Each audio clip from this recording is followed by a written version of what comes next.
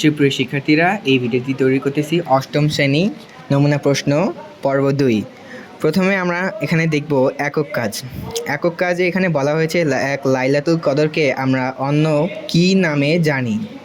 2, 1000 মাসে কত বছর হয়? রমজান মাসে শেষের 10 দিনে কোন কোন ইবাদত করলে লাইলাতুল কদর পাওয়া যাবে? পরেরটা, লাইলাতুল কদরের ইবাদতের জন্য একটি পরিকল্পনা তৈরি করব, সেই সাথে আমল করব। তো তারপরে আমরা দেখব এখানে হজের তাৎপর্য ও গুরুত্বপূর্ণ ভূমিকা।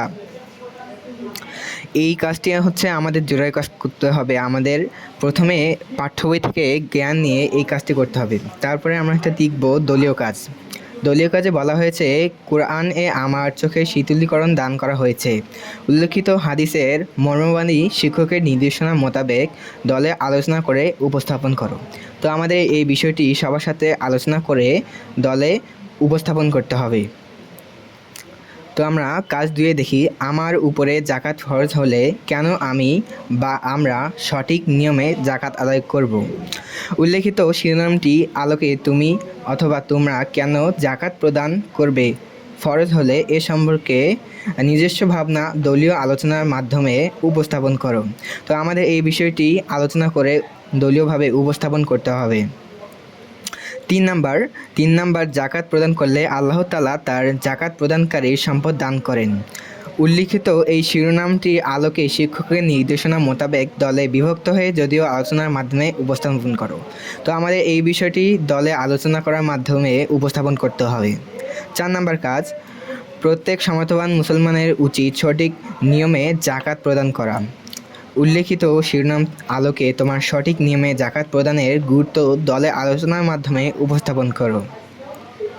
তো এখানে একটা জোড়ার কাজ দেওয়া হচ্ছে। এই জোড়ার কাজটা আমরা এখন পড়ব। সেটা হচ্ছে রানা সাহেবের স্ত্রীর কাছে 3 ডলার স্বর্ণ, 20 তলা রূপা এবং 4 লাখ টাকা ব্যাংকে রয়েছে। তোমার শিক্ষকের নির্দেশনা মোতাবেক জোড়ায় অথবা দলে আলোচনা করে রানা সাহেবের জাকাতের পরিমাণ নির্ণয় করো।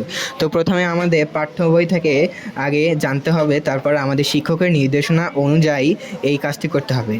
তো পর্ব 2তে একটি খুবই ইন্টারেস্টিং বিষয় হচ্ছে এখানে একটি অভিনয় আমরা দেখতে পাচ্ছি। এখানে একটি অভিনয় দেওয়া আছে। আমাদের এই পর্ব 2 থেকে হচ্ছে বেশি দলীয় কাজ আসবে এখানে, তবে একটা অভিনয় দেওয়া হচ্ছে। সেটি হচ্ছে শিক্ষকের নির্দেশনা মোতাবেক তোমাদের দলের সবাই মিলে হজের বিভিন্ন কার্যাবলী অভিনয়ের মাধ্যমে উপস্থাপন করব।